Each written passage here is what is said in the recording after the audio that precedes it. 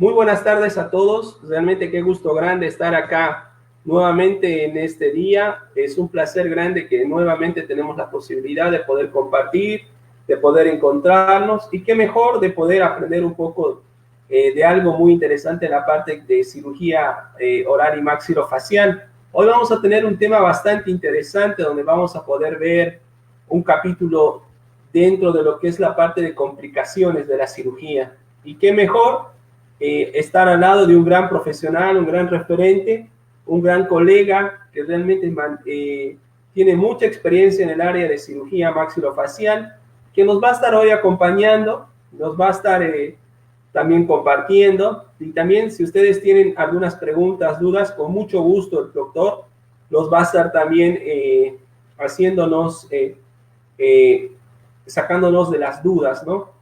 Hay muchos colegas que también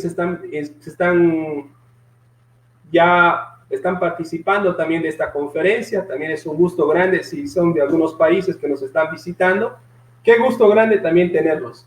Mi querido Doc Augusto, ¿está por ahí? ¿Cómo anda? Buenas tardes. Bueno, buenas tardes. ¿Me escuchás? ¿Me escuchan? Sí, sí, fuerte y claro, Doc. Saludos desde acá, desde Buenos Aires. ¿Cómo está, Doc? ¿Cómo lo está pasando por allá en Corrientes? Bueno, bien, bueno, sí, estamos bastante bien, estamos en fase 5 con el tema del COVID, bastante liberado, pero sí con algunos rebrotes en algunas clínicas, en algunos hospitales. Como que estos días la gente se relajó un poco, pero todavía está controlable. Bueno, en principio te quiero agradecer, Wilson, por la invitación, por la convocatoria a tu ciclo de charlas. Les voy a comentar a los colegas que me están escuchando y viendo que yo estoy en una provincia que está al norte de la Argentina, que limita con Paraguay, Uruguay y Brasil. O sea, estoy a prácticamente 1000 kilómetros de la capital federal. Es una provincia que cuenta con casi 1 millón de habitantes, que está surcada por dos grandes ríos, el río Paraná y el río Uruguay. Lo único que tiene de feo mi provincia es el calor en verano, que llega a picos de hasta 40 grados. Es una ciudad, Corrientes es una ciudad universitaria con facultades de medicina, odontología, abogacía, y cruzando el puente interprovincial está la ciudad de Resistencia, que de la provincia del Chaco, que también comparte otras universidades. Así que te reitero, Wilson, mi agradecimiento por la convocatoria, y cuando vos digas, vamos al tema. Muy bien, Doc, qué gusto grande. Mientras esperamos que ya varios colegas se están ya conectando, ya tenemos una gran afluencia de colegas, ya son casi como 35, 40 colegas que ya se están conectando, colegas de diferentes países también que nos están acompañando. Muchas gracias nuevamente a todos por sumarse. También les invitamos a que compartan la página y vamos a tener un tema muy interesante, algo que todo el tiempo nosotros lo tenemos presente, algo que siempre nos ha pasado, nos puede llegar a complicar. Pero antes de poder empezar, Doc, cuéntenos un poquito acerca de su servicio, del servicio de Bueno, cirugía que usted está a cargo. te cuento, yo trabajo aquí en un hospital provincial, un hospital público, es un hospital de complejidad 5, es un centro de derivación y referencia al cual concurren, o sea, nos derivan diariamente ciertos tipos de patologías, sobre todo patología infecciosa, malformativa, traumática y tumoral. Mucha gente tenemos prácticamente a diario. Ahora, hace 6 meses, desde el principio de la pandemia, esto se vio reducido, pero nunca se dejó de atender las urgencias, o sea, todo lo que sea tratamiento de urgencia en quirófano, sobre todo muchas fracturas, muchas infecciones. Mi provincia, lamentablemente, como en todo el norte argentino, prácticamente somos ultra especialistas en el manejo de las infecciones de origen odontogénico. Se ven muchos abscesos de piso de boca, muchas anginas de Ludwig, o sea, flemones hipersépticos de piso de boca, que muchas veces hasta a nosotros mismos nos sorprende. O sea, y lo que amerita su internación, un trabajo multidisciplinario con otros servicios. Este trabajo yo lo vengo haciendo hace varios años, desde que Yo hice mi especialidad en la concurrencia, la hice en un hospital también de alta complejidad, pero de la provincia del Chaco, que es el Hospital Julio Cepelando. También soy miembro de la sociedad, miembro titular de la Sociedad Argentina de Cirugía y Traumatología Bucomaxilofacial. También acudo constantemente a Capital Federal, muchas veces nos hemos encontrado con vos, a cursos, congresos, a ciertos tipos de perfeccionamiento, ¿no es cierto? Perfecto, Doc. Sí, realmente para mí, para la página, para todos los colegas también que ya se están conectando de diferentes países, bueno, hay muchos colegas que nos van a empezar a mandar saludos, colegas también que van a empezar a preguntarnos del tema que hoy vamos a tener. Para mí es un placer grande que usted esté, que hayas aceptado la convocatoria y qué mejor que tengamos la posibilidad de escucharlo, Doc. Cuando usted quiera, ya vamos a empezar la charla. ¿Empezamos, te parece? ¿Listo, Doc? Adelante nomás. Bueno, es una de las complicaciones de la exodoncia, el capítulo de la exodoncia, que es una práctica que se realiza a diario, tanto en consultorios privados como en la práctica hospitalaria. Pero antes que nada voy a hacer una introducción. Ustedes vieron que el título se refería a la exodoncia, a la comunicación bucosinusal. O sea, tenemos que diferenciar tres entidades. En primer lugar, tenemos que saber lo que es la exodoncia, o sea, aquella maniobra quirúrgica que nos permite hacer una extracción, o sea, eliminar el diente de su alveolo. Segundo, tenemos que tener en cuenta la cavidad oral, la cavidad bucal, y en tercer lugar, el seno maxilar. A pesar de que el maxilar superior y el hueso maxilar superior que aloja las piezas dentarias y el seno, en este caso el seno maxilar, conforman el macizo cráneo maxilofacial, a pesar de que están integrados, diríamos, son entidades anatómicas e histológicamente diferentes. Por lo tanto, hay que diferenciarlas bien.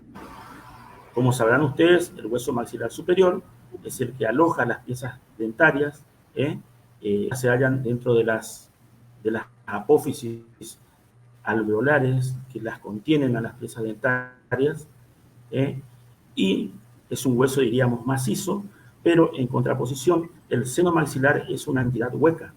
Es una entidad hueca que tiene determinada forma, que está muy interrelacionada con otros órganos del macizo craniofacial, sobre todo lo relaciona a nivel nasal y a nivel orbitario, como pueden ver ahí en los esquemas.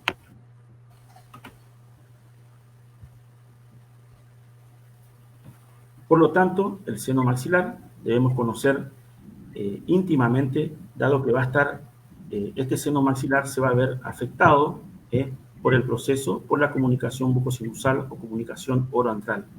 Recuerden ustedes, voy a trazar un paralelismo con lo que se refieren a los medios de comunicación.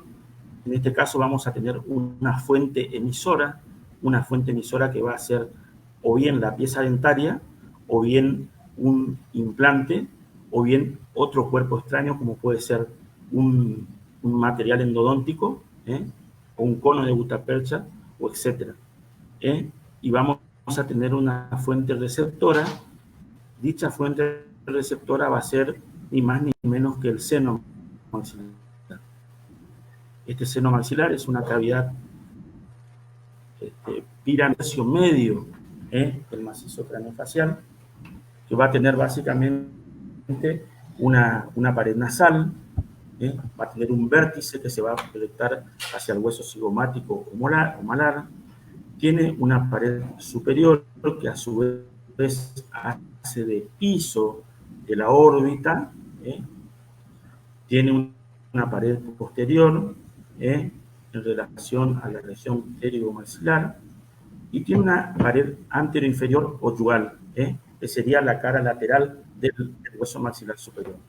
A su vez, en la porción, en la base de este seno maxilar, se van a encontrar las apófisis alveolares que van a contener a las piezas dentarias, principalmente premolares primero y segundo y molares, cilíndrico ciliado pseudoestratificado, es decir, un epitelio de tipo respiratorio.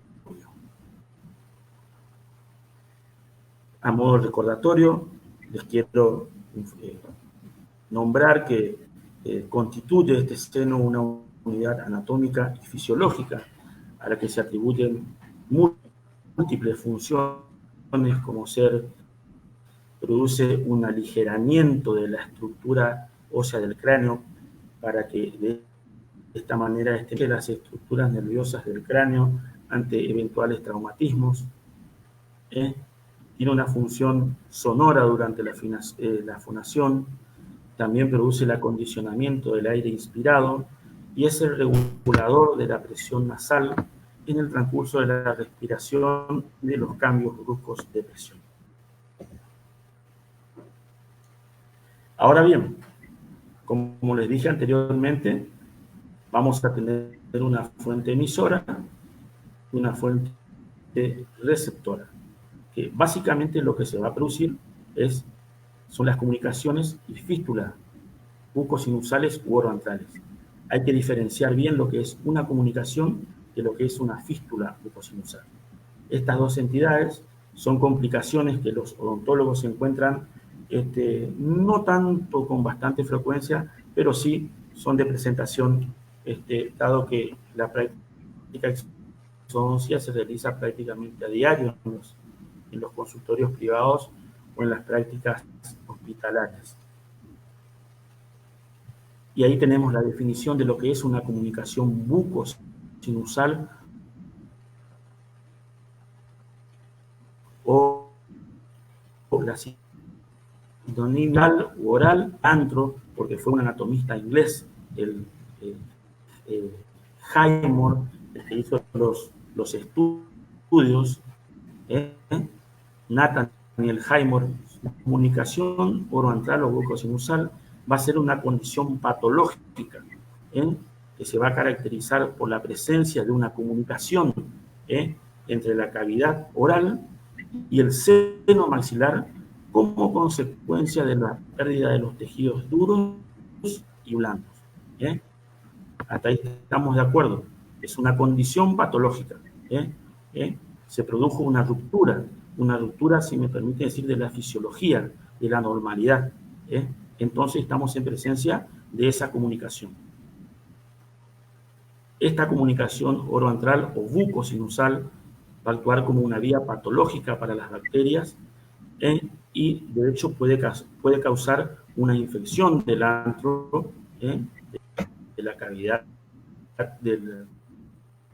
cavidad sinusal, lo que va a obstruir más aún el proceso de curación, ya que es una comunicación no natural, es una de diversas causas entre la cavidad oral y el seno maxilar. Ahora bien, la fístula oroantral es similar o parecida a la comunicación bucosinusal, pero es una comunicación antinatural patológica que se caracteriza por la epitelia. Se va a desarrollar cuando la comunicación oroantral no se cierra o no se cura espontáneamente, permaneciendo permeable, y se produce una epitelización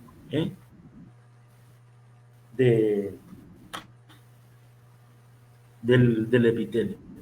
Por lo tanto, va a existir una migración epitelio bucosinusal.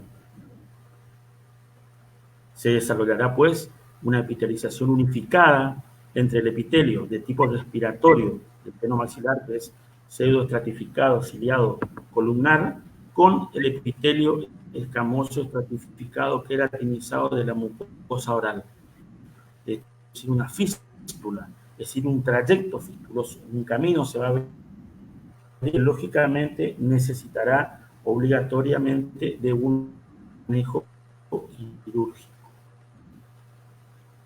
La epitelización suele ocurrir cuando la perforación, o sea, cuando la comunicación persiste durante al menos 48 a 72 horas. En el transcurso de esos días, la fístula se va a organizar el trayecto fistuloso, hay una osteítis de los márgenes óseos, también puede haber presencia de cuerpos extraños o desarrollo innar, es decir, a una infección del seno, lo cual dificultará la cicatrización espontánea, que puede resultar en la formación, ¿no es cierto?, de fístulas crónicas. Ahí pueden ver en los esquemas de abajo, en las fotografías, distintos tipos de fistulización, un cono de gutapercha que únicamente en el seno maxilar. Y básicamente, tanto la comunicación bucosinusal como la fístula bucosinusal tuvo una causa, hubo algo que lo causó, hubo algo que lo produjo. Y evidentemente estamos en presencia de implantes dentales, o estamos en presencia de otros cuerpos como pueden ser material endodóntico, material de obturación, conos, etc. Evidentemente, estos desplazamientos se producen básicamente bajo componentes y condiciones atenuantes para que se produzcan estos desplazamientos. Pero la razón principal es la proximidad anatómica o la protección de las raíces dentro del seno maxilar. Y aquí, si me permiten ustedes, voy a hablar de una condición atenuante, que sería la inobservancia de los principios quirúrgicos. Es decir, cuando el profesional no cumple con los preceptos, con los principios, un uso inadecuado del forceps, también muchas veces en la inexperiencia de profesionales jóvenes, la inexperiencia en la realización de implantes dentales, hay que tener en cuenta también eso, el factor atenuante. Y los factores predisponentes serían, por ejemplo, un seno anatómicamente grande, un seno muy neumatizado, presencia de infecciones dentalveolares, periapicales, traumas, sobre todo aquellos traumas que comprometen el tercio medio facial con compromiso de la pared lateral del maxilar superior, que a veces se producen grandes conminuciones, de toda la cortical alveolar vestibular, de toda la pared anterior de la apófisis piramidal del maxilar superior, lo que hace que fragmentos penetren dentro del seno maxilar. También pueden ser cuerpos extraños, heridas balísticas, presencia de quistes o tumores, la osteoradionecrosis, que actualmente se debe a la medicación de drogas antiresortivas, como ser el ácido zoledrónico, entre otros, que produce una verdadera necrosis del hueso maxilar superior, con la consecuente comunicación bucosinusal. También puede haber, después de la falla de los implantes, y a veces como una complicación del procedimiento de Caldwell-Loop, o sea, de la antrotomía sinusal que muchas veces se realiza, a pesar de que ahora básicamente lo que se hace es un acceso endoscópico al seno maxilar.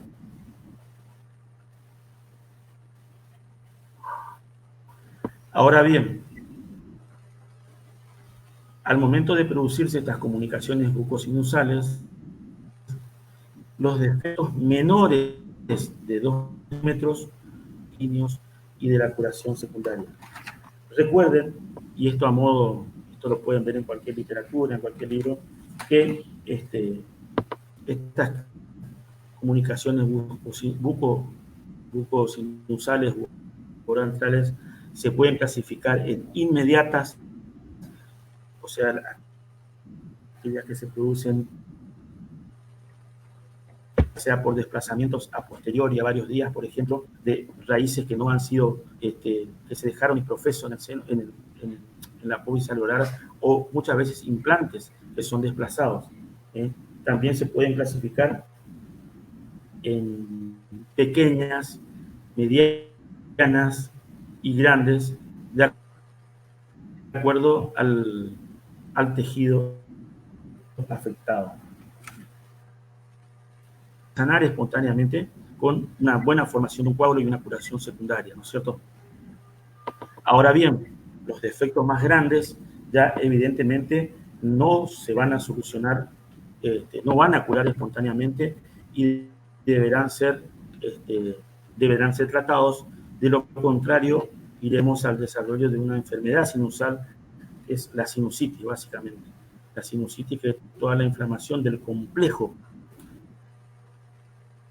Actualmente se le denomina, no se lo conocen todas las cavidades sinusales, ya sea el seno maxilar, la mucosa nasal, el seno etmoidal y el seno frontal, lo que a veces crea lo que se llama, evoluciona en muchas ocasiones a una pansinusitis, ya muchas veces con compromisos de otras estructuras, por ejemplo, compromiso orbitario, con celulitis orbitaria, abscesos preceptales.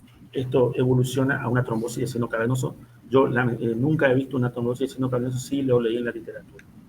Ahora bien, el 50% de los pacientes, dentro de las 48 horas, es muy probable que se produzca una sinusitis, y el 90% de los pacientes, lógicamente, dentro de las 2 semanas de producido la comunicación mucosinusal. Yendo a la evidencia científica, Wasmund informó que el desarrollo de sinusitis cuarto día de la exposición sinusal. Otros autores como Eneroth y Martenson informaron una tasa de sinusitis aproximadamente del 50% al tercer día después de producida la comunicación bucosinusal. Por lo tanto, muchas veces se minimiza el acto quirúrgico, se minimiza la extracción, se subestima la extracción de la pieza dentaria, se hace una inobservancia de los conceptos, de los preceptos que rigen, y muchas veces accidentalmente, por descuido, en forma iatrogénica, se produce el desplazamiento o bien de piezas dentarias o bien de lo que se está viendo últimamente, de implantes dentales. Ahora bien, debemos hacer un diagnóstico confirmatorio y temprano. Esto es obligatorio porque nos va a permitir un cierre de esa comunicación sinusal. Además, el manejo de esta comunicación debe realizarse en lo posible. Hay que actuar con la mayor prontitud y diligencia, en lo posible dentro de las primeras 24 horas. En casos de comunicaciones oroantrales más grandes y en pacientes con antecedente de enfermedad sinusal, está indicado el cierre quirúrgico, pero ya con anestesia. Aquí en la imagen puede ver, ahora más tarde le voy a describir tu caso. Este caso es de un paciente que concurrió al servicio, se le hizo una extracción de una pieza dentaria de maxilar superior, donde evidentemente no se cumplieron con ninguno de los principios que un profesional debe tener a la hora de realizar la exodoncia. Aquí hubo, si me permiten decir, hubo desgarro de encía, fractura de corticales alveolares. No hubo un diagnóstico previo, o sea, se minimizó, se subestimó la extracción dentaria, con lo que consecuentemente se produjo esta comunicación mucosinusal u oroantral. Siguiendo con la evidencia científica, Szabo descubrió que 7 o 8 días es el tiempo promedio en el cual se epiteliza esta perforación y se convierte en un trayecto fistuloso crónico. O sea, cuál va a ser el manejo, el abordaje que vamos a tener para este tipo de complicaciones. va a estar influenciado por la cantidad y la cantidad de tejido disponible para el cierre. Voy a hacer un poco hincapié no solo en las piezas dentarias, sino también voy a hacer, si me permiten ustedes, bastante hincapié en la implantología oral, porque tuve no sé si la suerte o la mala suerte de ver varios casos de implantes desplazados al seno maxilar, que no se da con tanta frecuencia, pero, como les dije anteriormente, se produce en pacientes que tienen una condición predisponente, como ser un seno anatómicamente grande, muy neumatizado, o bien una deficiencia del hueso disponible para la colocación de implantes, para el tratamiento implantológico. Entonces, ahí les nombro varios factores, como pueden ser a tener en cuenta, sobre todo al hacer el diagnóstico, al diagnóstico implantológico. Hay que observar la altura del hueso, si ese hueso está disminuido, si es el hueso ideal. En cuanto a longitud, hay que observar el volumen de hueso disponible que tenemos para la colocación de un implante, con una altura mínima de por lo menos, muchas veces tenemos que recurrir al injerto óseo, al levantamiento del piso de seno, pero muchas veces esto se ve perjudicado, ¿no es cierto?, por la neumatización severa del seno y el hueso alveolar residual delgado. Recuerden que este hueso, sobre todo por los pacientes que se hacen extracciones muy tempranas o extracciones desde muy jóvenes, este seno maxilar tiende a expandirse, como una, si me permiten el término, como una especie de reabsorción, pero no es reabsorción, o sea, se expande a expensas del hueso residual, lo que hace que disminuya la arteria ósea y por ende conduce al desplazamiento de implantes del seno, al seno maxilar, durante la misma colocación a veces o después de la restauración protésica.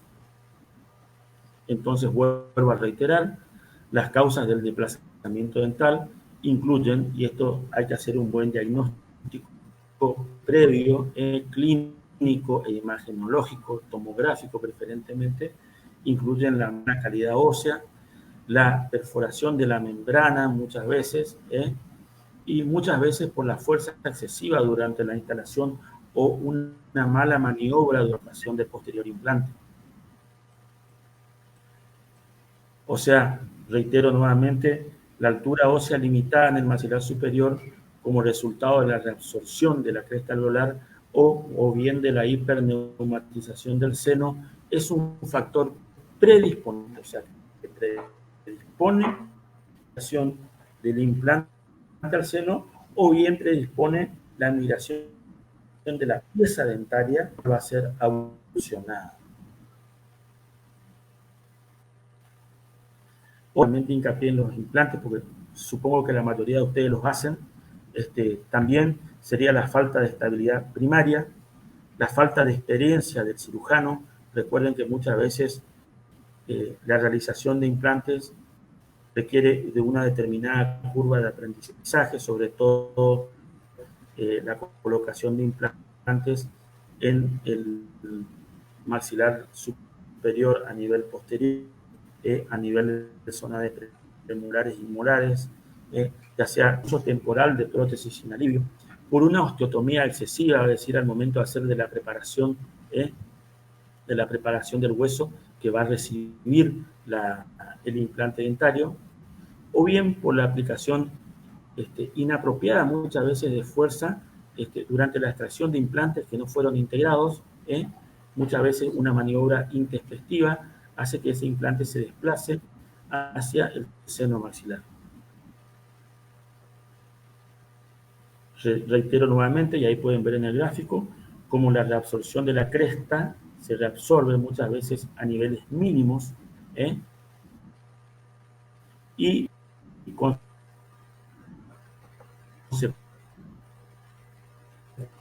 consecuentemente con la gran neumatización progresiva del seno reduce la altura del maxilar superior, justamente para no hacer unos videos, o los implantes cigomáticos, justamente para evitar introducir el seno maxilar.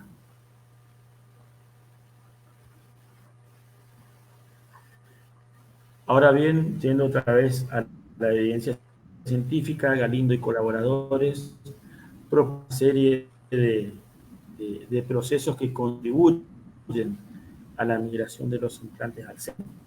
Ya serían los cambios de presiones que existen tanto intranasales como nasales, implantitis, y esto evoluciona a una falta de estabilidad secundaria, a una osteointegración comprometida, también a una resorción ósea causada por una distribución incorrecta de las fuerzas oclusales.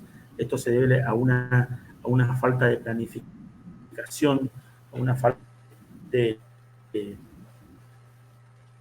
no se logra distribución perfecta de las cargas a las cuales van a ser sometidos estos implantes. Otros autores sugieren la migración de los implantes ocurre con mayor frecuencia en aquellos pacientes en que se hace un doble tratamiento, diríamos, la colocación del implante conjuntamente con la elevación del piso del seno maxilar. Sobre todo porque se puede producir no solo el desplazamiento, sino también se puede producir el desplazamiento del piso, del material del relleno, del material, etc. O sea, una osteointegración insuficiente evidentemente va a conducir a la movilización de un implante dental hacia el seno maxilar, donde si se lo comparan con el lado contralateral, y hay una evidente afectación del seno. Aquí ya estamos en presencia de una sinusitis maxilar de origen ontogénico implantológico, lo podríamos llamar.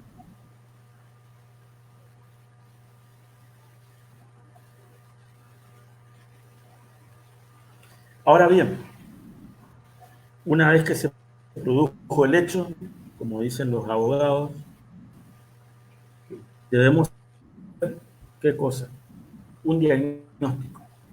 El diagnóstico evidente a través de radiografías periapicales, radiografías panorámicas, radiografías extraorales de macizo craneofacial, que en principio nos pueden dar una primera idea del grado de desplazamiento o el nivel de desplazamiento, pero actualmente estas imágenes a veces no nos brindan una información suficiente, por lo que tenemos que recurrir a métodos más modernos como ser la tomografía axial computada, la tomografía computada son diferentes cortes, axial, coronal, sagital, muchas veces reconstrucciones 3D, TC Combin.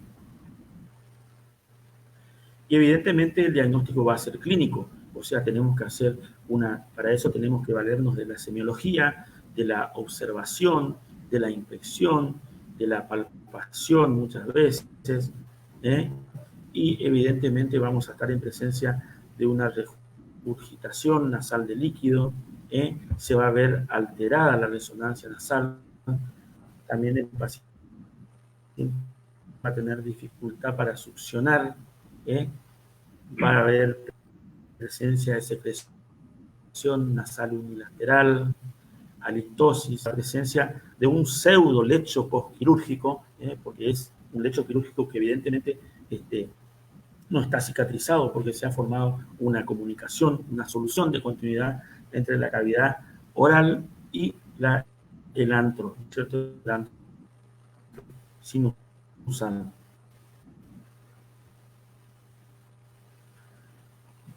Signos, seguimos con los signos, vamos a tener un ruido mate o amplificado del seno maxilar, burbujas en la solución de continuidad, o sea, en esa comunicación entre la cavidad y el seno, puede ser en presencia de un líquido hemático por la nariz, acompañado de exudación o sustancia cerosa o purulenta, eso en cuanto a los signos. En cuanto a los síntomas, el paciente va a referir sensación de paso de aire o de líquido entre la cavidad oral y nasal, tensión en la región, muchas veces asociados con algias faciales, o sea, con dolor facial, a la zona orbitaria. Muchas veces el paciente le refiere dolor también a la zona temporal o frontal. Es muy importante nosotros realizar una evaluación previa, ¿no es cierto?, tanto de signos como de síntomas. O sea, todo lo que sea objetivo como subjetivo.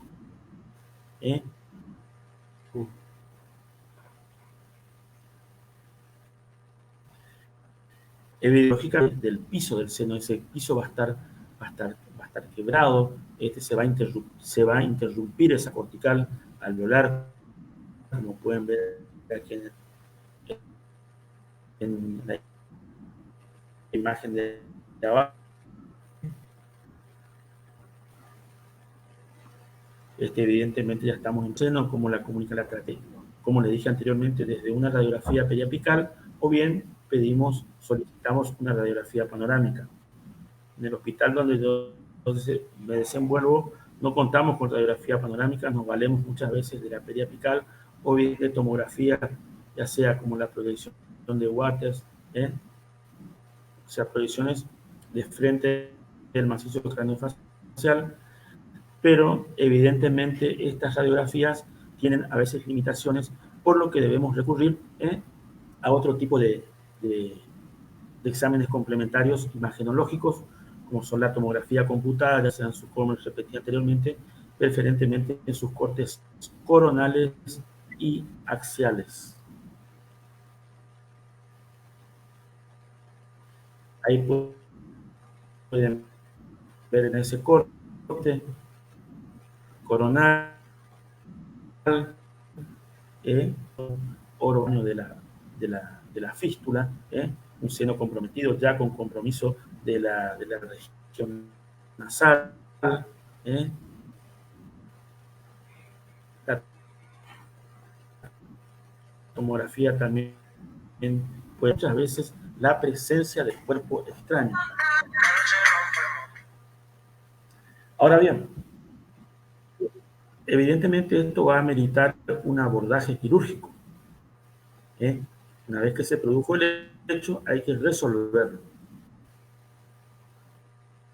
Ahora bien, este abordaje quirúrgico se deben tener en cuenta diferentes criterios, como ser la ubicación del defecto, el tamaño del defecto, la altura del reborde, la profundidad del vestíbulo bucal. Esto es importante, la profundidad del vestíbulo bucal, porque una de las técnicas promete el surco vestibular, la persistencia del defecto, la inflamación o compromiso de los senos nasales o paranasales, también, y la salud general del paciente.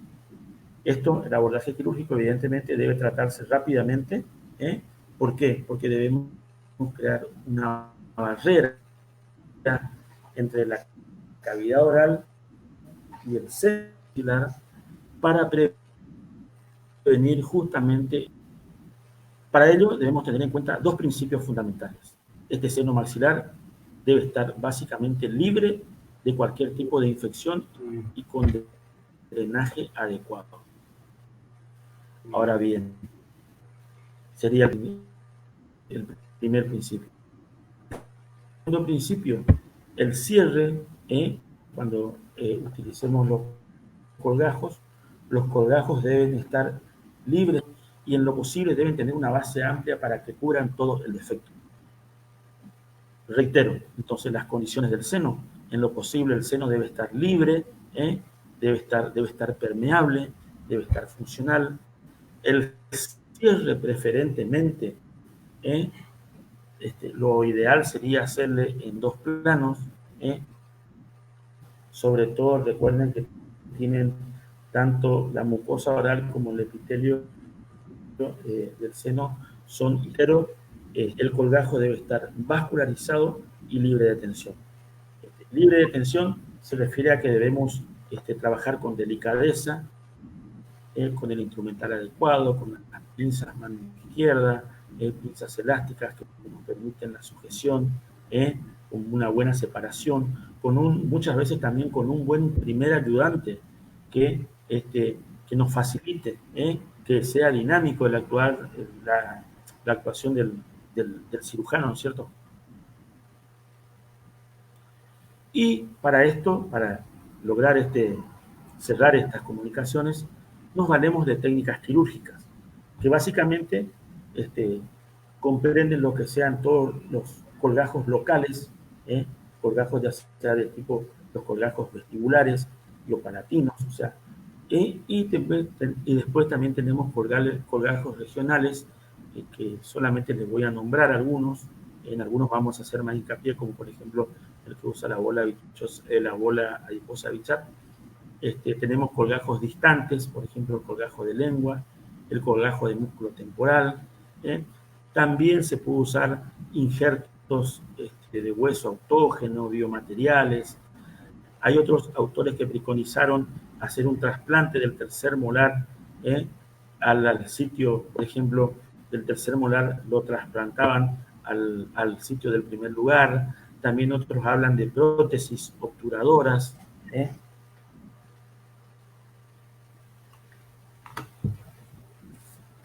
Entonces, vamos a empezar con el colgajo de avance vestibular.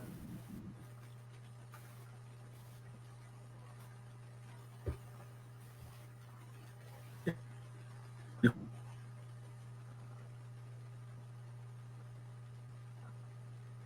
colgajo de avance vestibular también años manipulación tiene una alta tasa de éxito. Básicamente consiste en crear dos incisiones verticales liberadoras, una anterior y otra posterior. Se realiza la tracción del, si me permiten ustedes,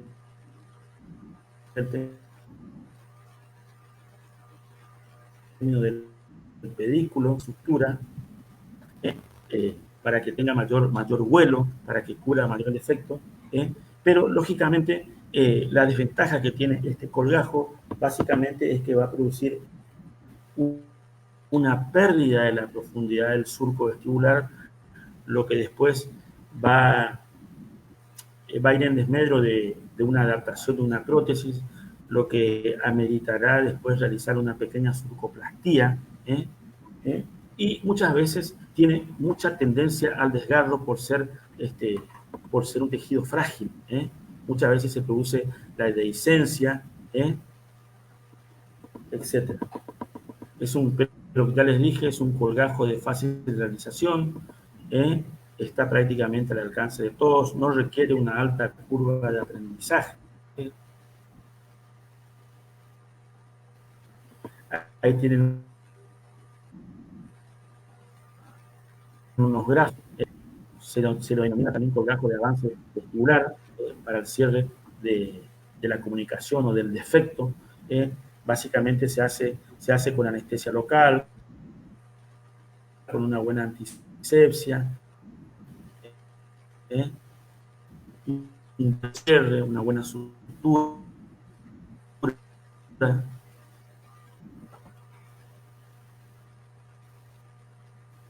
El avance, las dos incisiones verticales liberadoras, la aprehensión de ese pequeño pedículo, el cual se lo lleva y se sutura por la mucosa palatina.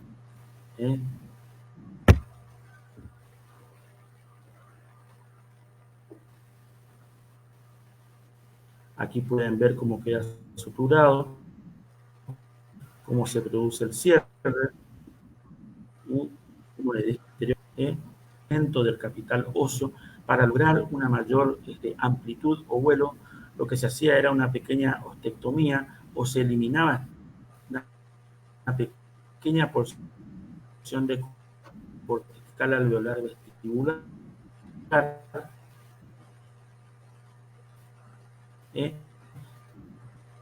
para ganar un poco más en una pérdida de capital. Vamos a perder volumen óseo. Aquí pueden ver ustedes cómo se sacrificó, si me permiten el término, esa cortical alveolar vestibular.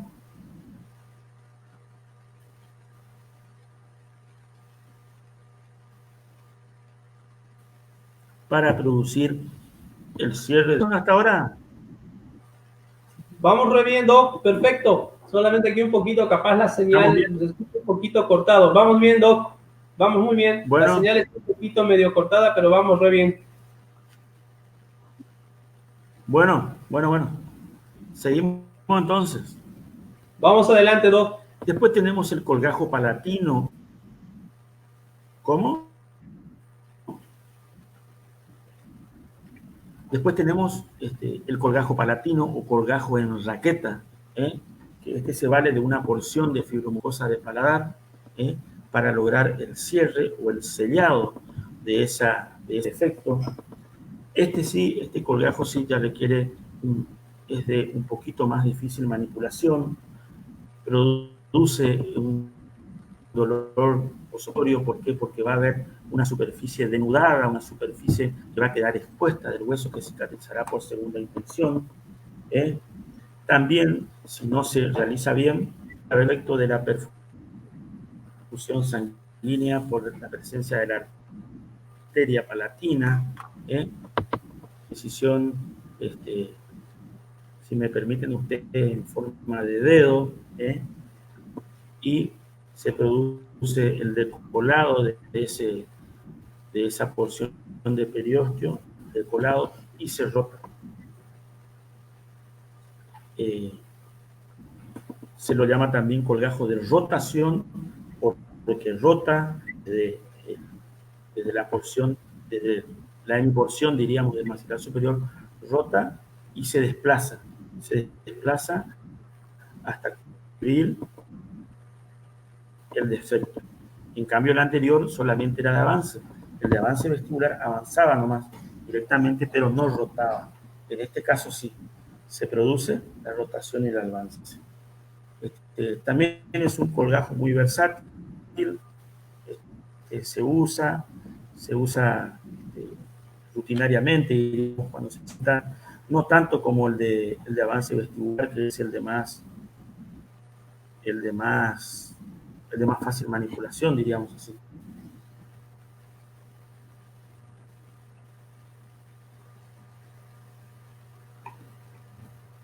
Después pasamos a lo que también se puede usar, que sería ya la bola adiposa de Bichat, o la almohadilla grasa, como le llaman algunos.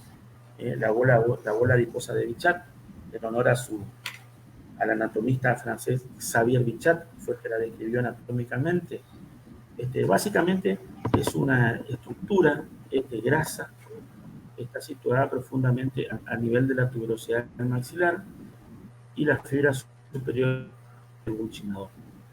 Su prolongación bucal, porque tiene 4 prolongaciones, descansa superficialmente en la mejilla y es la responsable del volumen y relleno de la región de la mejilla. Actualmente está muy de moda aquí. Las chicas se hacen lo que se denomina para reducir te diríamos así. Básicamente esta almohadilla de grasa es una grasa muy similar a la grasa periorbitaria. A los que hacen cirugía maxilofacial recuerdan que muchas veces cuando se produce la fractura del piso de órbita se produce la herniación de la grasa que cae al seno maxilar como una gota. Básicamente es similar a ese tipo de grasa periorbitaria. Básicamente es una estructura encapsulada, redondeada, adiposa, con un excelente suministro de sangre, o sea, tiene una buena irrigación que proviene de las arterias maxilar, superficial, temporal, facial, etc. Este sistema de favorece a que este tejido se pueda usar sin riesgo de necrosis.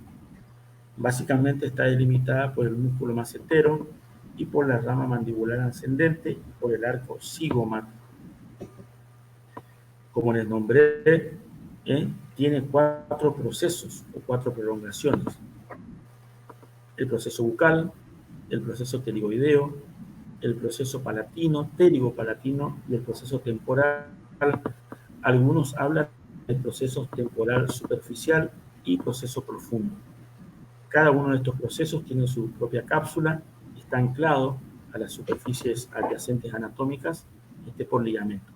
Como les dije anteriormente, tiene un rico suministro de sangre, puede usarse como injerto pediculado para cubrir defectos en la región palatina, en la mucosa oral, para sellar las fístulas, las comunicaciones, etc. Pero el que más se usa de todos los procesos, el que tenemos más a mano, diríamos así, o de más fácil recolección o de más fácil abordaje, es el proceso bucal.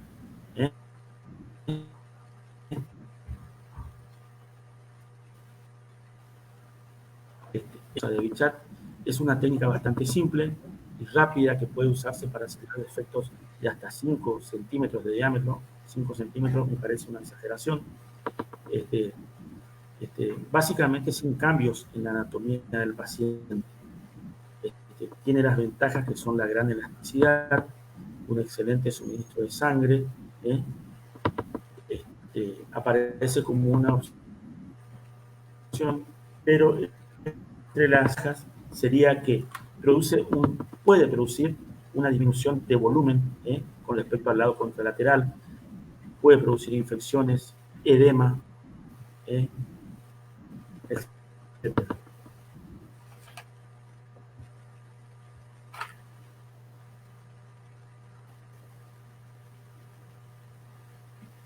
En un caso, se puede ver en la foto superior una franca comunicación bucosinusal ya con cierto grado de... Ustedes vieron que el lecho quirúrgico permanece, entonces realizamos el abordaje de esta comunicación, lógicamente, previamente. Muchas veces hay autores que preconizan el uso, el lavado del seno maxilar con solución fisiológica estéril y con un antibiótico líquido que es la rifamicina. Muchas veces también se hace la pertinente interconsulta al servicio de otorrinolaringología para que de alguna manera nos ponga en condiciones al paciente y para que de esta manera nosotros podamos hacer el cierre de esa comunicación bucosinusal o el cierre de la fistulectomía también se le denomina.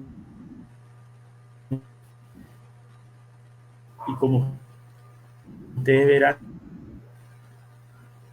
aquí hay una combinación de operadoras conjuntamente con la colocación, o sea, nos valemos, se hace una pequeña disección, se logra acceder a la porción bucal y prácticamente estaríamos en condiciones de hacer el cierre de esa comunicación bucosinusal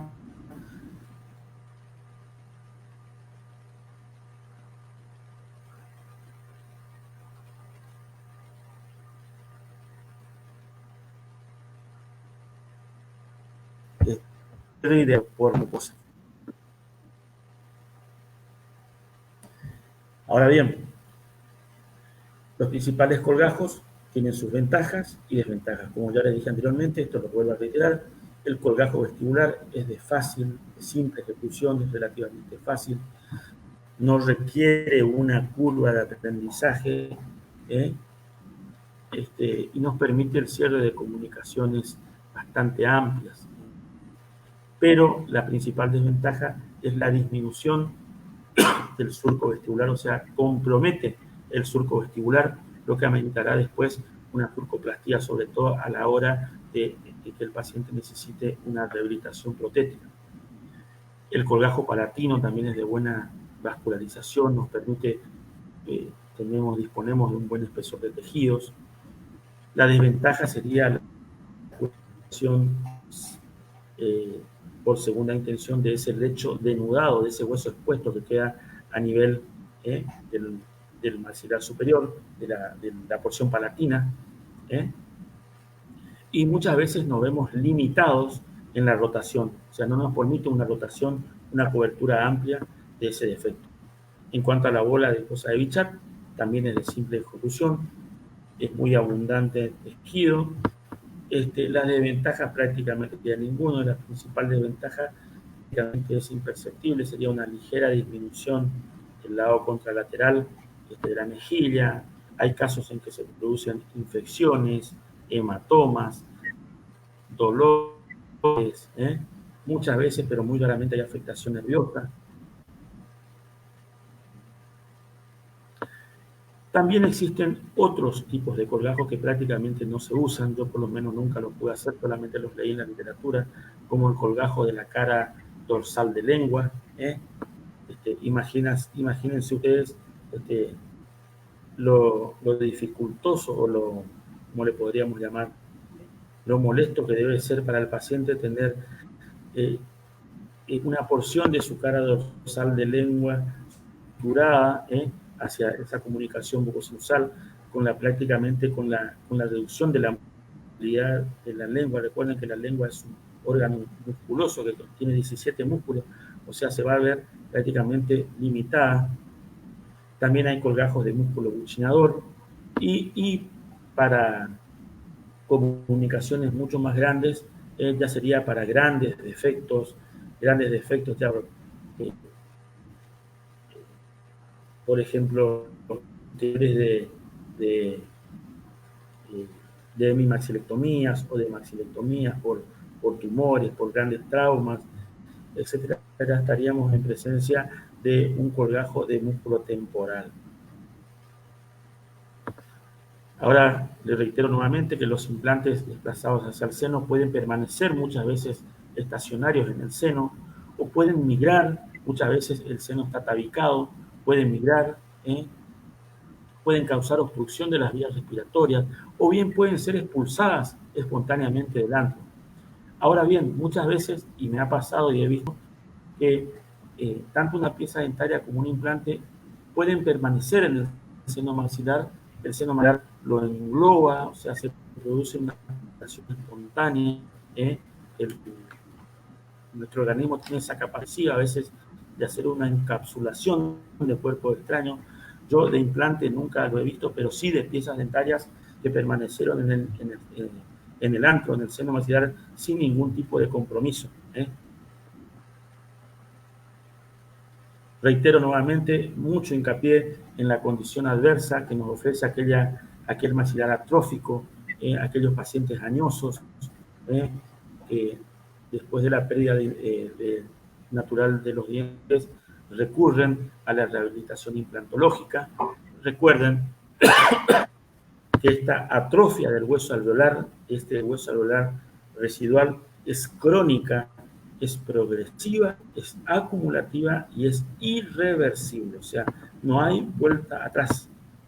Una vez que empezó ese camino, ya no hay una vuelta atrás, no hay una regresión. Al contrario, hay una progresión a esa atrofia, a esa pérdida de hueso, a esa pérdida de volumen hueso, que por supuesto nos condiciona a la hora de la extracción y a la hora de la realización de los implantes. Reitero nuevamente, tener muy en cuenta a la hora de la implantología, sobre todo, tener en cuenta esa reabsorción de la cresta, tener en cuenta la neumatización progresiva de esos implantes y la baja densidad del hueso a ese nivel. A título informativo, existen desplazamientos intraoperatorios accidentales que se producen, ya sea por el sobretratamiento de la preparación, por una mala estabilidad o bien por una peor planificación. O sea, no se toman todos los datos, no se recauda toda la información previa, cuando realizamos una extracción dentaria. Recuerden que muchas veces a veces subestimamos o minimizamos el acto quirúrgico, lo que nos puede comprometer después con el lógico desplazamiento y compromiso sin usar. Muchas veces esta migración de los implantes puede ocurrir después de años de la colocación. Se desconoce el principio pero se cree que puede ser una reacción inflamatoria, una periimplantitis o bueno, una carga excesiva, cargas oclusales excesivas por una incorrecta distribución de los implantes.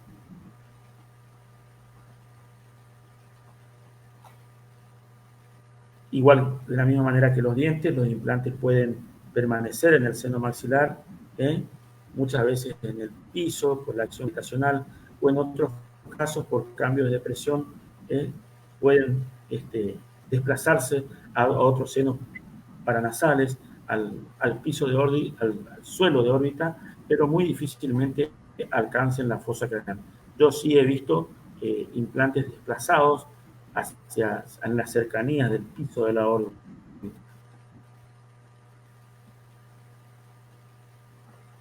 Ahora, yendo ya a los casos clínicos, este es el paciente que les mostré anteriormente, es un paciente añoso, es un paciente cardiópata, que concurre al hospital, es derivado al hospital, se realiza la extracción en un centro periférico de atención, y evidentemente no se cumplieron con ninguno de los principios del acto quirúrgico, es decir, con la prevención, la maniobra de luxación, se produce una alteración de esos principios. Muchas veces el paciente, el profesional está apurado, a veces hay un descuido. Recordemos que esto puede ser en forma iatrogénica, accidental. Ustedes pueden ver la amplia comunicación, un lecho bastante cruento, una franca comunicación bucosinusal. Esto se hizo una resolución inmediata. Esta acción fue en las primeras horas de la mañana. Nosotros lo recibimos aproximadamente a media mañana. El seno, en ese momento, ustedes se pueden observar, estaba libre de infección, estaba permeable. Después un tratamiento antibiótico a posteriori, pero como ustedes pueden ver, se realizó una intervención quirúrgica con anestesia local, antisepsia, preparación del campo operatorio, anestesia locorregional, y se produce ya a las incisiones. En este caso hicimos un coraje de avance vestibular con dos incisiones. También hicimos un pequeño de este tejido, de esta mucosa palatina que evidentemente fue desgarrada. Evidentemente los bocados del forceps no se limitaron a la pieza dentaria. Recuerden que los bocados del forceps deben limitarse al cemento del diente lo más apical posible. Siempre el cemento, bueno, aquí se produjo la prevención de tejido blando y pieza dentaria. Evidentemente, la pieza dentaria fue eliminada, se realizó la isodoncia, pero no hubo ningún diagnóstico previo, no hubo una cirugía, no hubo una interpretación. Ahí pueden ver, realizamos un pequeño sondaje para visualizar o ver si no quedó alguna porción de cuerpo extraño. Muchas veces se realizan lavajes, lavajes con solución fisiológica estéril.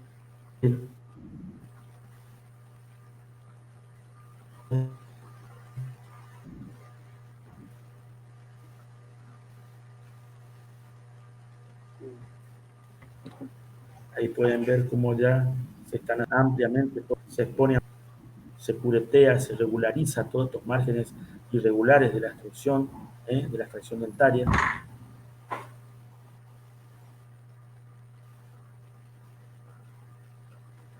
Pueden ver aquí unos pequeños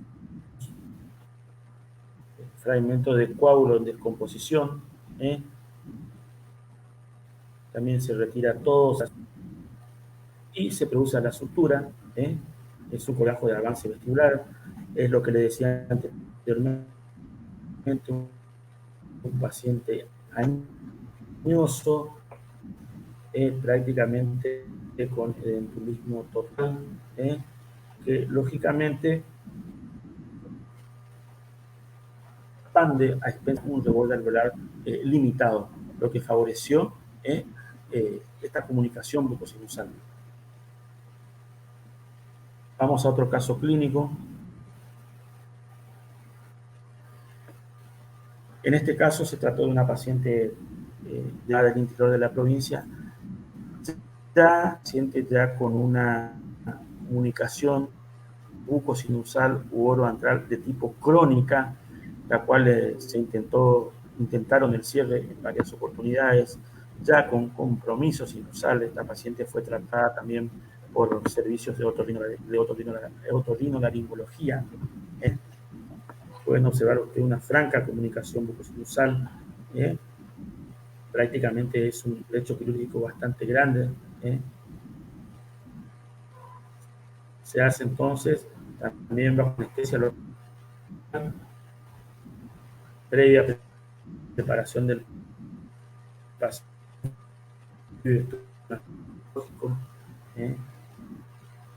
recurrimos a incisiones liberadoras verticales, y en este caso decidimos dar de hueso, un centímetro de hueso, lo que se perdió. Decidimos valernos de una pequeña malla de titanio, la cual fue fijada con 2 tornillos, 2 tachuelas. Se hizo un decolado en bolsillo por vestibular, por palatino, y se hicieron incisiones de avance vestibular. Pueden ver ustedes cómo se realizó un sellado. Muchas veces también podemos usar hueso de banco, hueso liofilizado. También podríamos optar por la grasa, o sea, por la adiposa de Bichat, pero que era suficiente con esto. Era una paciente ya que venía muy a su colgajo de avance vestibular, se reavivó un poquito, pequeño colgajito en bolsillo acá por palatino, que nos permitió la sutura. También una comunicación bucosinusal de tipo inmediato, también es derivada de nuestro servicio. Ustedes pueden ver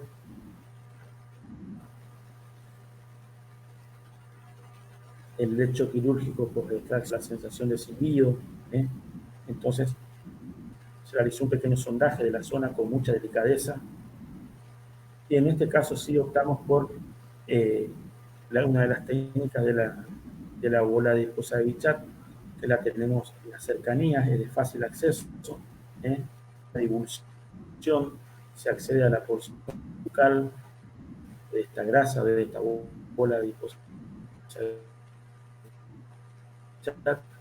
de Bichat, recuerden que tiene buena vascularización, y luego hacemos un pequeño colgajito de tipo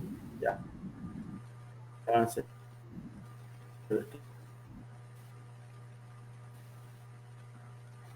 Ahí pueden ver el colgajo, el avance vestibular, después una fotografía postoperatoria del paciente.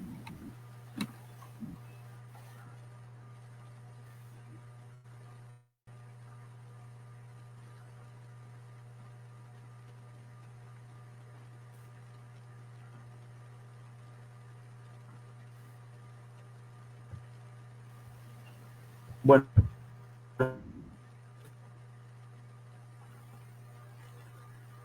muy buen caso, Doc. Wow, tremendo, tremendos casos que se pudieron ver. Interesante toda la charla que te ganado la confianza de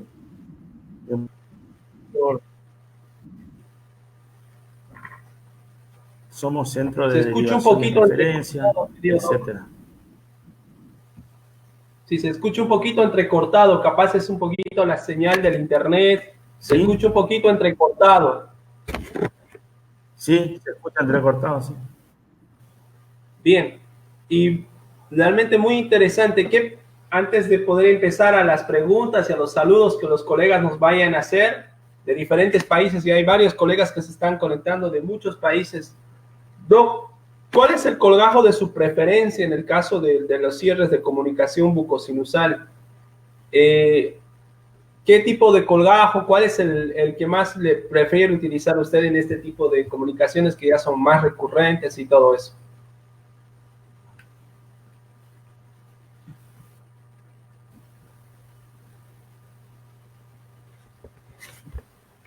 ¿Me escuchás? Sí, sí, Doc, le escucho. Sí, sí, le escucho. ¿Se escucha? Sí, sí. A mí particularmente el que más me gusta es el colgajo de avance vestibular y trato de hacerlo en doble plano con, con la bola de chat.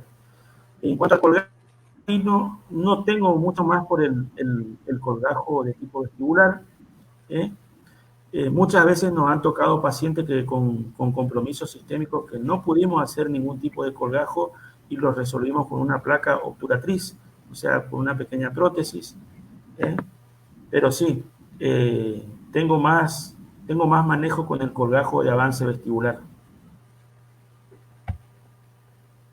Perfecto, querido Doc. Realmente es una técnica bastante interesante. Siempre es bueno recalcar algo muy interesante que usted dejó hoy en la charla, que lo tomemos en cuenta de que también cuando estemos realizando cada procedimiento quirúrgico con la exodoncia, es necesario que nosotros podamos tomar en cuenta todos los detalles para que también podamos no tener complicaciones en el acto quirúrgico, porque estas complicaciones pueden llevar a casos mucho más complejos en nuestro tratamiento. ¿Qué consejo le daría al colega cuando está planificando una exodoncia? El principal consejo sería que tome todos los recaudos, una buena radiografía periapical, una buena radiografía panorámica, a la hora de hacer implantes, una buena tomografía, una buena planificación quirúrgica previa, básicamente también que no, muchas veces pasa que el colega, me ha pasado y he visto que por apurarse, muchas veces por una reacción intempestiva, una mala maniobra, o sea, hay que darle la categoría que se merece la exodoncia. La exodoncia muchas veces, como yo reitero, muchas veces se la subestima, se la minimiza, y justamente por minimizarla y por subestimarla se nos produce una complicación. O sea, hay que tratar de jerarquizar la profesión, jerarquizar el acto quirúrgico, planificar bien, planificación radiográfica, planificación tomográfica en los casos de implantes, etcétera. Eso es lo que les recomendaría, sobre todo a los chicos jóvenes, a los colegas jóvenes que están iniciando, que muchas veces en el afán de querer hacer todo rápido o tratar de ir ganando tiempo, qué sé yo, muchas veces dejan de lado esos principios, esos conceptos. Perfecto, mi querido Doc. Ahora vamos a pasar al tiempo de los saludos y algunas preguntas que nos tienen los colegas de diferentes países. Tenemos acá a continuación la doctora Negu Ruiz. Buenas tardes, doctores. Un placer de escucharlos. Realmente la doctora también es un gusto grande que nos acompaña. Tenemos al doctor Alan que nos acompaña. Doctores, buenas noches. Un gran saludo y muchas gracias por la enseñanza y su tiempo. Es un doctor que nos saluda desde Bolivia. Bien. La doctora Graciela María Sánchez nos manda un cordial saludo de Nicaragua. Desde Nicaragua, querido Doc, le mandan saludos. Gracias, gracias. También tenemos al doctor César Andrés, nos manda un saludo desde Ecuador. Un cordial saludo a todos los colegas de Ecuador que siempre nos están acompañando. Realmente es un saludo grande. Tenemos al doctor Ángel Romero. Gracias, doctor. Un saludo también por usted. Un saludo también acá del doctor, que realmente es un placer grande que también nos acompaña. El doctor Cristian Miranda nos manda saludos también desde Bolivia. Desde Bolivia le mandan saludos, querido doctor. Aquí hay una pregunta que es del doctor Nicolás Alvarenga. Buenos días, doctores. Tenía una duda. Hicimos un vivo la anterior vez con el doctor Barreiro. Bien. ¿Cuál es la diferencia entre comunicación oroantral y comunicación bucosinusal? Esa es la pregunta que nos hace el doctor, según su experiencia, querido doc, si nos podría explicar cuál es la diferencia entre la comunicación oroantral y la comunicación bucosinusal.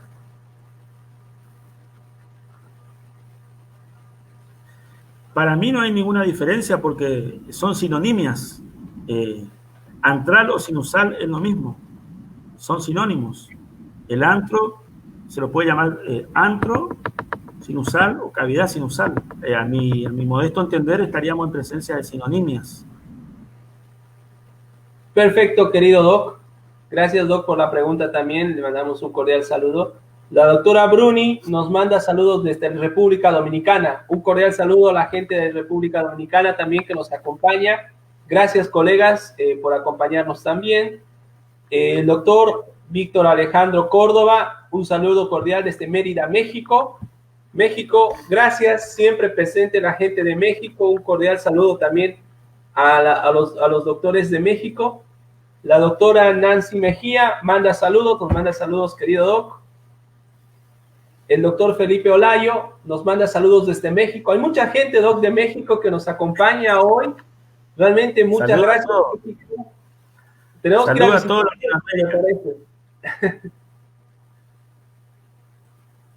Bueno, un placer, un gusto que nos acompañen todos estos colegas desde México, de Bolivia, Nicaragua, etcétera. La verdad que esto hace hasta que seamos más unidos, que más.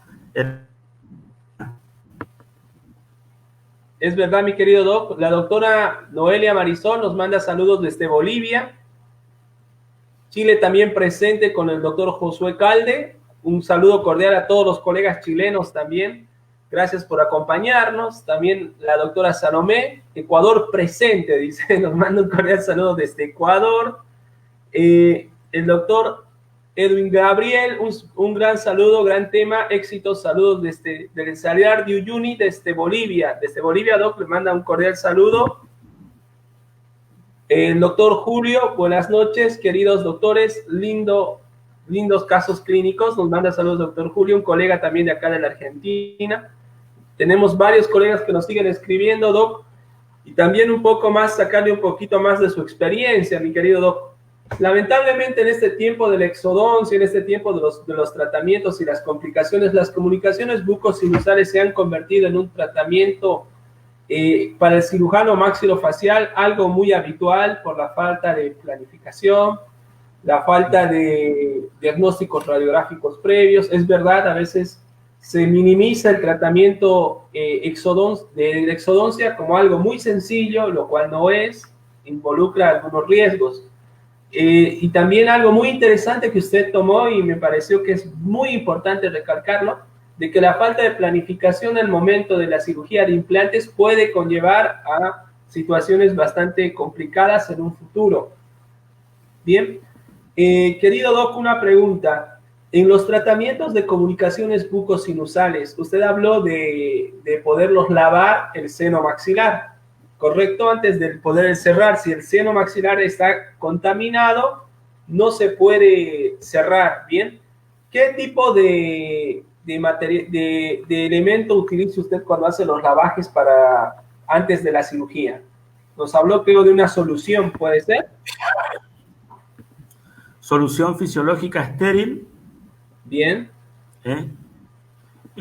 También algunos preconizan el uso de la rifampicina, que es un antibiótico líquido.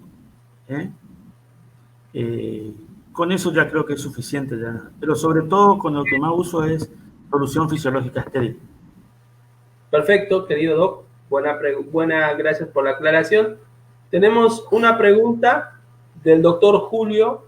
Dice, ¿algún antibiótico del posoperatorio? ¿Qué tipo de antibióticos podemos recetar en cuanto después de la cirugía o pre a la cirugía? Bueno, podemos inclinarnos por los beta-lactámicos, ¿eh? La primera línea sería la amoxicilina o la amoxicilina con inhibidor de las beta-lactamasas, ya sea una amoxicilina clavulánico, sería la primera línea. En caso de que el paciente sea alérgico a la penicilina, a mí particularmente me gusta mucho la clindamicina en comprimidos de 300 miligramos. Otra opción sería la acitromicina, ¿eh? Pero Bien, a mí particularmente me gusta más, obtuve mejores resultados con la clindamicina, ¿eh? Y después, en caso de sinusitis, o que se prevea que podemos tener una complicación sinusal, lo que se medica son antibióticos de la familia de las quinolonas, por ejemplo, la levofloxacino. perfecto, Pero, perfecto. la primera línea serían los betalactámicos, ya sean la amoxicilina o la amoxicilina con un inhibidor de las betalactamasas. Perfecto.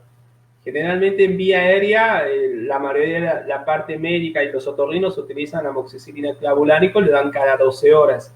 Sí, Sí, anda muy bien en vía aérea, realmente anda perfecto en lo que es vía aérea y realmente es muy, muy bueno. Querido Doc, también otra pregunta que hacen. Después del tratamiento de la comunicación bucosinusal, nos habló de algo muy interesante. Cuando se hacen colgajos de rotación tanto vestibular, se pierde el fondo de surco en la parte más posterior. Entonces sí, habría que pensar en un tratamiento de la surcoplastía, ¿correcto? sí, sí, sí. Sobre todo Muy en los bien, pacientes portadores de prótesis parciales o completas. muy bien, perfecto, querido Doc. Buena aclaración. También hay una pregunta. Generalmente ¿qué piensa de la sinusitis de tipo odontogénica? Antes se pensaba que era un mito, que no era algo tan presente en la parte de tratamiento médico con el otorrino. Cuando se hablaba de una sinusitis Sí, de tipo odontogénica, lo pensaban dos veces porque no se pensaba que había piezas que tenían una relación directa con el seno maxilar. ¿Es así? sí, sí, actualmente se ve mucho la sinusitis. Generalmente, la sinusitis odontogénica generalmente es unilateral, ¿eh? Estaríamos en presencia de una sinusitis parcial, diríamos así, que compromete o lado derecho o lado izquierdo. Este, yo tengo un caso, después te puedo pasar, de un molar ectópico, ¿eh? Wow. Un seno maxilar que produjo una sinusitis unilateral. De hecho, es una sinusitis de origen odontogénica, ¿eh? Producida por una pieza dentaria, ¿eh? Ectópicamente ahí localizada en el seno maxilar. Pero sí se ve frecuente, es muy frecuente.